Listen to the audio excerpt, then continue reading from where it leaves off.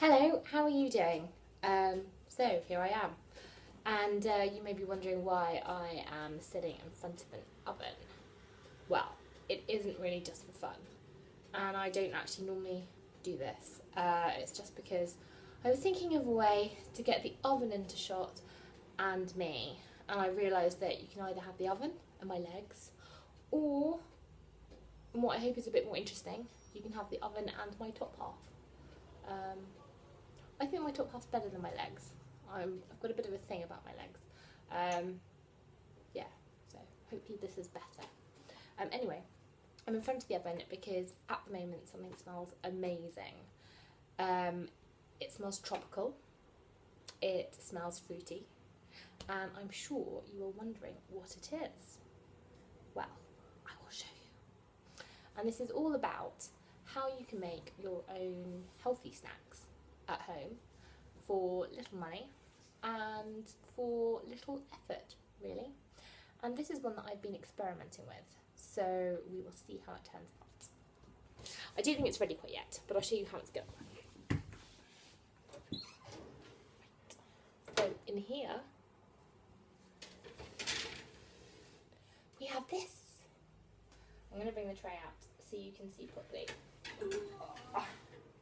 Right, there aren't too many on here because this was an experiment, but it seems to be working quite well so far. What we have here are bits of pineapple. Now, I had some really good dried pineapple from the Juice Well down St Peter's in Soho, and it was possibly the best dried pineapple I've ever had. But it does come with a price. And so I was thinking, how can I get the same result, but without paying so much? So I paid, I think it was a bit overpriced actually. I paid just over £2 for a pineapple. I've used half of it here, and I'm trying to sort of slice it as finely as possible. But as you can see, some of them are a little bit chunky. They've been in the oven on a low heat for about an hour now. So they are still a bit floppy and a bit wet, and that's partly due to the fact that I'm not very good with my knife cutting skills. So I did think about using a cheese slicer, but it didn't quite fit. But anyway, this is an experiment. It's going well so far. I actually did try this. I actually used to do this as a kid, and they turned out really well, but you do have to keep them in there for a long time. And since I don't have a dehydrator, I really do want one. So if you're thinking about what to get me for my birthday, which is in March, or Christmas, which is sooner, then you know what to get. Yeah, so this literally takes approximately 4 minutes to prepare.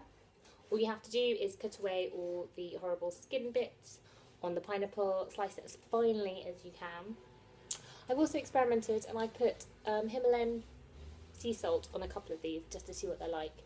I know that when I'm in Singapore, they put a lot of salt on the fruit, just because you sweat so much. And I'm really sweaty right now, mainly because I'm sitting in front of the oven, also because it's a warm day, so sorry about that, it's a bit gross. But yes, we'll see how they turn out. And you can also do it with a whole bunch of other stuff as well. Go. Oh gosh, sweaty. Right, because I know that on the Healthy Living London website, under the recipes, we have apple crisps, and those are made in exactly the same way. You just slice them up really finely, and you just leave them in the oven on low heat for ages. I think they were left in for about an hour and a half, maybe 2 hours. And what you do need to do, I don't have a wire rack, annoyingly, but if you do have one, perfect, because then you can, it dries the fruit from top and bottom, which is good. I've kind of tried to do it here by putting them along the edges, but what it is there is to show that you can do this kind of stuff yourself with literally no equipment.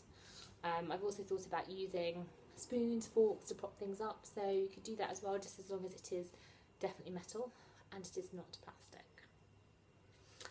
Oh, another thing you can do actually that's really good in the oven is, you know, when you get butternut squashes and you chop it in half, and the main thing that you want is a nice fleshy bit in there, and it always has a big chunk of those slightly gooey seeds and stuff. Spoon them all out, shed them in a sieve, rinse it under the tap for as long as you can to get rid of all the slimy bits, and then literally put them on a baking tray. Do exactly the same.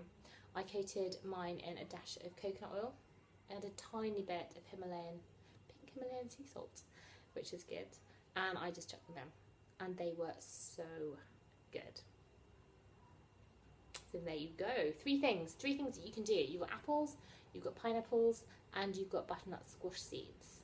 You can also experiment. I was going to experiment with strawberries, but the pineapple was cheaper, so I went for the pineapple. We'll see that how it goes. If it works, then strawberries will be next, and I will show you what they're like. Let me know if you do try it and what they taste like, and yeah, follow us on